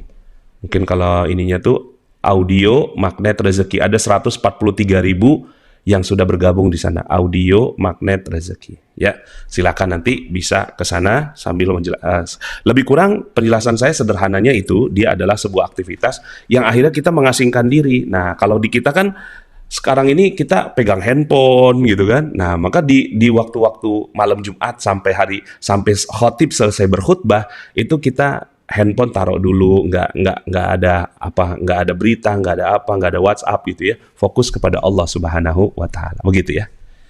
Demikian Pak Yuda. Baik, terima kasih banyak Ustaz atas penjelasannya walaupun sedikit. Sangat-sangat pilih. Baik, ya. Oke, sama-sama Pak Yuda. Silakan nanti dipelajari di audio Magnet Rezeki. Nah, ini ada pertanyaan, Pak Nas, bagaimana jika investnya ke emas digital, nabung emas di Pegadaian? Sebisa mungkin sekarang ini namanya harta. Harta itu, hakikat harta adalah yang kita pegang. Yang nggak kita pegang itu bukan harta kita. Jadi teman-teman semua gitu ya, pokoknya kalau yang Anda nggak pegang itu bukan harta. Misalnya nih, Anda punya uang 1 juta, ditaruh ke Bank Mandiri. Sekarang pertanyaannya, itu punya kita atau punya Bank Mandiri? Selama ini kita bilang itu punya kita. Enggak, kita nggak pegang apa-apa, kita cuma pegang kepercayaan. Gitu. Sementara hartanya sendiri udah kita kasih kepada Bank Mandiri. Nah, berbeda kalau seandainya kita ngasih ke bank abal-abal baru buka kemarin gitu. Apakah kepercayaannya masih sama? Udah nggak sama. Gitu kan, kita was-was. Jangan-jangan dia nggak bisa ngembaliin. Kenapa? Karena yang kita pegang cuma angin, kepercayaan. Nah, jadi gitu ya, sebisa mungkin sekarang ini pola hidup kita adalah cash, carry, harta kita pegang sendiri. Gitu ya. Kemudian nggak ada ngutang-ngutang atau amanah atau nggak ada piutang lagi. Nah, itu gaya hidup yang lebih sehat. Begitu ya. Oke, saya mau ke yang ibu-ibu ya. Ini ada yang raise hand, mana boleh angkat tangannya siapa yang mau? Bu Dahlia dari Papua. Oke, silahkan. Bu Dahlia dari Papua Barat. Ya. Ya, silahkan Ibu. Assalamualaikum Pak Nas. Waalaikumsalam warahmatullahi wabarakatuh. Ya, Masya Allah ya. Akhirnya saya bisa ikut Zoom juga nih Pak Nas. Ya, silakan. Dari kemarin pengen ikut tapi belum ada ya link Zoom-nya. Ini Pak Nas, saya mau tanya tentang aset. Saya punya kos-kosan. Di dalamnya isinya mahasiswa. Kalau misalnya mahasiswanya nggak bayar setahun, otomatis kan pingin keluarkan. Cuma ada rasa iba, itu gimana? Ada apanya? Apa itu juga beban? Iba, rasa iba. Jadi kasihan kalau kasih keluar gitu. Ya, sebisa mungkin ketika kos. Ya, nanti ketika kos gitu ya, itu ketika kos itu jangan berhubungan sama anaknya saja, berhubungan sama orang tuanya satu. Jadi kita berhubungan sama orang tuanya, minta nomor telepon orang tuanya. Jadi jangan sampai anak itu memang kos sendiri gitu ya. Nah, berikutnya adalah yang kedua. Awalnya orang tuanya tahu sudah berhubungan karena dia sudah kos sudah lama ya. Tapi selama pandemi orang tuanya sudah tidak mau membayar. Maksudnya sudah tidak kasih uang untuk anaknya seperti itu. Iya, ibu hubungi orang tuanya lah, ya. Hubungi orang tua. Oh iya Panas. Iyalah, ya. Ibu hubungi orang tuanya. Maaf ibu, anak ibu bagaimana? Dan jadi nanti dipisahkan antara ibu sebagai seorang manusia dengan ibu sebagai seorang pebisnis. Itu memang kita harus mampu untuk mengelola hati ya. Maaf ibu, saya akan kos ini harus saya biayai gitu ya. Ada biaya servisnya, ada biaya ininya segala macam gitu. Nah, kayak gitulah. Jadi ibu harus membedakan dan kita juga jangan sampai menjadi orang yang bengis begitu ya, kejam gitu, tapi juga jangan sampai merugikan diri kita sendiri. Demikian ya, Ibu. Oh, iya baik, Pak Nas. Oke. Terima kasih, Pak Nas. Sama-sama ya. Oke. Assalamualaikum. Waalaikumsalam warahmatullahi wabarakatuh.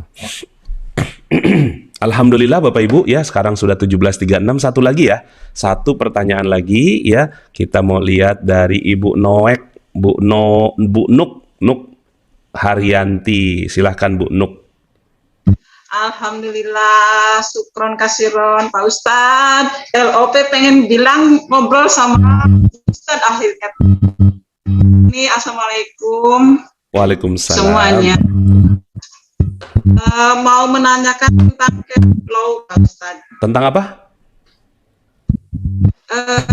Cash flow antara pemasukan dan pengeluaran itu. Iya. Begini, berawal dari suami resign dari pekerjaan itu kan drop tuh, sempat down gitu. Jadi apa nih, ngobrol supaya kita bisa bangkit lagi. Ya udah aset dijual tuh Pak Ustadz, aset dijual supaya membuka usaha baru. Nah awalnya pemasukannya. Ibu suaranya kenapa nggak jelas ya? Suara Ibu nggak jelas sih. Oh, maaf Ustadz. Ya. Gimana? Harus dekat aja. Ya, begini lebih dekat ya, bagus. Tentang flow itu pemasukan dan pengeluaran. Awal suami resign dari kerjaan di perbankan, Pak Ustadz. To the point. Ya, itu awalnya itu ada aset yang dijual buat usaha. Ya. Supaya dapatkan income gitu. Nah awalnya income-nya belum stabil itu Pak Ustadz. Jadi untuk ada barangkali Pak Ustadz punya trik supaya stabil itu apa gitu Pak Ustadz? Ya, baik. Oke, terima kasih Bu Nuk Haryanti. Jadi gini ya, ilmu yang barusan kita bahas ini gitu ya, itu harus dibarengi dengan ilmu magnet rezeki. Makanya kenapa dalam materi ini gitu ya, keberkahan, jaringan, ilmu itu juga bagian dari aset. Nah, sekarang ini Ibu mungkin asetnya awalnya adalah asetnya sebagai seorang pekerja. aset itu adalah aset bekerja gitu ya. Tapi sekarang ini Allah sedang tidak izinkan untuk bekerja gitu ya. Maka yang harus Ibu lakukan sekarang ini adalah membangun silaturahim, membuka jaringan baru, menambah ilmu-ilmu baru yang nanti dari situ Allah Subhanahu wa taala akan berikan pintu masuk rezeki yang baru gitu buat Ibu. Jadi sekarang kita menginvestasikan diri untuk nambah ilmu gitu kan, ilmu-ilmu yang bermanfaat, hati-hati dari dosa gitu. Nah, nanti Allah yang akan memberikan itu kalau di alur baliknya seperti itu. Saran saya, Ibu memang benar-benar ngikutin ilmu magnet rezeki. Coba tanyain ke wilayah-wilayah di sekitar Ibu gitu kan, ada nggak pengamal ilmu magnet rezeki. Di sana nanti bisa belajar pelan-pelan gitu ya, karena nggak gampang kan gitu ya. Dulunya kita punya persoalan-persoalan yang banyak, terus kemudian mau diselesaikan dengan cepat kalau kitanya nggak membuka diri kita untuk belajar. Jadi memang terkadang gitu ya, akhirnya tenggelamnya dalam dosa nih gitu ya, dalam dosa apa ya, dosa mengeluh gitu kan, dosa untuk menyerah dan seterusnya. Nah, kalau udah kayak gitu ya akhirnya malah Allah Subhanahu wa taala nggak mau bantu kita. Nah, jadi tetap optimis ya, tetap optimis. Rezeki mah banyak Bu, banyak banget rezeki mah tuh. Kenapa? Karena saya yakin Ibu mah turunan sorga gitu loh, bukan turunan ningrat, turunan sorga Ibu mah tuh ya, turunan dari sorga ya. Ini semualah ya, yang ada di YouTube, yang ada di Zoom, ini semua turunan sorga, semua udah pasti duitnya banyak, rezekinya banyak, tapi tertutupi dengan apa? Dengan pengetahuan kita, dengan dosa-dosa kita, dengan kezaliman kita di masa yang lalu. Ya udah, yuk sama-sama kita pelajari gitu ya. Ini banyak orang yang bilang gitu kan, sekarang ini rezeki nggak ada. Kata siapa? Banyak banget rezeki, banyak banget. Tinggalkan ilmu nih. Nah, alhamdulillah Ibu masuk di Zoom ini atau di YouTube ini, mudah-mudahan ini salah satu bagian dari pintu keberkahan. Ya, sering-sering berilmu, masuk masjid, dapat kajian, pelan-pelan tuh nanti pelan-pelan Allah cuci tuh dalam diri kita, insya Allah. Demikian ya, Ibu Nuk ya. Jadi silakan, selamat meraih kekayaan, menjadi ajaib ya. Kemudian disiplin dengan ini ya. Kita sekarang udah tahu, oh ternyata ini loh kaya itu. Mulai dari sekarang, Bu Nuk kayak tadi ya, Bu Nuk itu udah bisa langsung kaya. Dengan apa? Dengan modal ini nih, ilmu ini. Ilmu ini ilmu kaya ini gitu ya. Jadi ilmu ini adalah ilmu kaya gitu ya. Jadi mudah-mudahan Allah Subhanahu wa taala ya insya Allah memberikan berkahnya untuk kita semua dengan ilmu yang baru ini. Terima kasih teman-teman semuanya ya, saya Nasrullah ya. Terima kasih nih semua yang sudah hadir ya di sini ya, di Zoom gitu ya. Masya Allah banyak banget ya, alhamdulillah. Dewi, Herni Cirebon, Aziza, Yulia Siska, Muhammad Yusuf, Safira, Aulia, Trintin Suwarni, Hazriyati gitu ya. Wah, Masya Allah ya. Terima kasih nih semua ya. Ada Bunda Ucu Dinar ini, ada Bunda Ucu nih. Tadi orang Bogor tuh Bun, ada tuh Bun ya. Ya, ada orang Bogor ya. Ini siap Bu Arum. Sip. Bogor siap. Ya, ini karena sekarang ini kita lagi on fire nih gitu ya. On fire-nya apa? Banyak banget yang lagi perlu ilmu keuangan ini. Umi Mirza, Rahayu Ningsi, Haditya. Terima kasih semua. Ya, Sri Hartuti izin Pak Nas Bojonegoro Maghrib ya. Bismillah. Tuban Bojonegoro ya. Dan sekitarnya Surabaya dan segala macam. Surabaya sampai ketemu saya besok insya Allah. Sebentar, saya mau screenshot dulu ya untuk yang di Zoom ya. Silakan di on, yang mau on kamera dan siap ya. Tidak ada aurat yang terbuka di belakangnya ya. Yuk saya mau screenshot sebentar ya. Mau screenshot sebentar ya. Oke, kita ya, Pak Yuda udah raise hand tapi mukanya nggak muncul. Ya, oke ya. Sekarang layar pertama 1, 2, 3. Oke, layar kedua. Sebentar ya, ini layar kedua. Ya, 1, 2, 3. Layar ketiga ya. Sebentar. Layar ketiga. Oh, pada on kamera semua aja dari sekarang nih ya, karena mau dipoto ya. 1, 2, 3. Senyum yang ketiga. Oke, yang keempat ya. Yang keempat, Masya Allah, pada ganteng sama cantik banget ini ya. Oke, 1, 2, 3. Oke, sekarang yang kelima. Yang kelima masih ada ya. Oke, yang kelima ya, senyum dulu yang paling manis. 1, 2, 3. Oke ya. Terima kasih ya Bapak Ibu semuanya. Mudah-mudahan Allah Subhanahu wa taala berkahi kita ya di hari ini, dan insya Allah hari-hari mendatang kita sudah tahu ilmu kaya, dan kita insya Allah akan menjadi orang kaya di dunia dan di akhirat. Saya Nasrullah undur diri. Kita sama-sama akhiri dengan hamdalah. Alhamdulillahirabbil alamin. Subhanakallahumma bihamdika asyhadu an la ilaha illa anta astaghfiruka wa atubu ilaik. Assalamualaikum warahmatullahi wabarakatuh.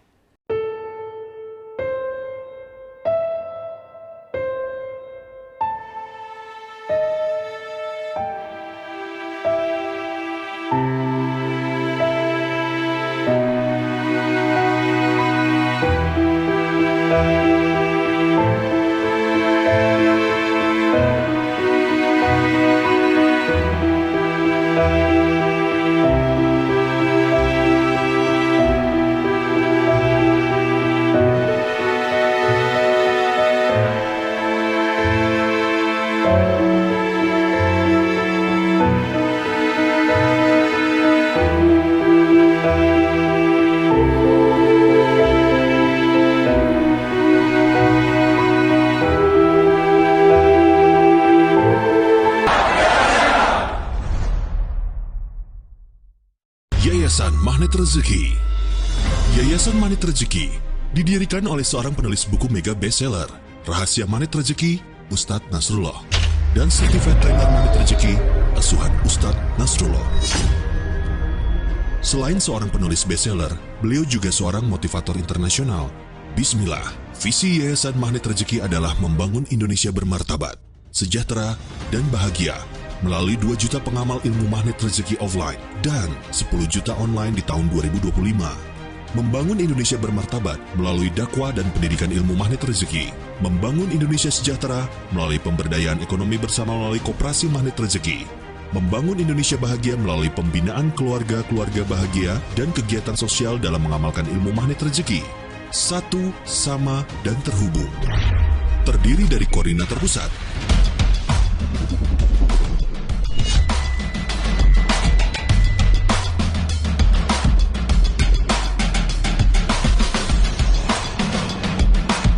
dan koordinator wilayah yang tersebar di seluruh Indonesia dan Malaysia.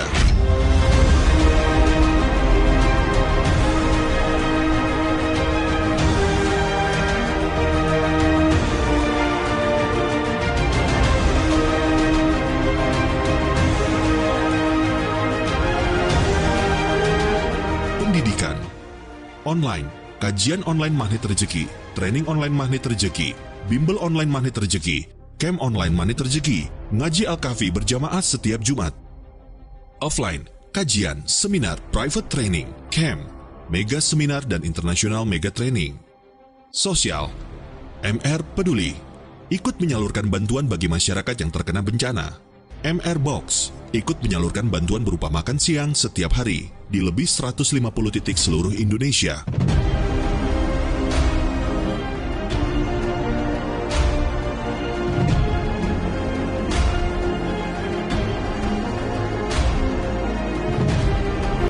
Alhamdulillah senang sekali bisa bertemu kembali di channel YouTube Magnet Rezeki. Saya doakan Anda semua mendapatkan keberkahan, kemuliaan, kejayaan, ketinggian dari Allah Subhanahu wa taala, sehingga Anda semakin dekat dengan cita-cita Anda, harapan Anda, hajat-hajat Anda, dan juga semakin dekat dengan Allah Subhanahu wa taala. Amin ya rabbal alamin. Teman-teman yang belum subscribe dan baru saja menemukan channel ini, silahkan subscribe. Insya Allah Anda akan mendapatkan materi-materi yang terbaik dari channel ini. Insya Allah Anda adalah makhluk yang ajaib. Tinggal kita sempurnakan faktor-faktornya. Dan insya Allah dalam video-video berikutnya kita akan lanjutkan materi ini sampai Anda menemukan potensi terbesar diri Anda dan menjadi makhluk ajaib sebagaimana yang Allah Subhanahu wa taala inginkan untuk Anda. Saya Nasrullah, sampai jumpa. Assalamualaikum warahmatullahi wabarakatuh.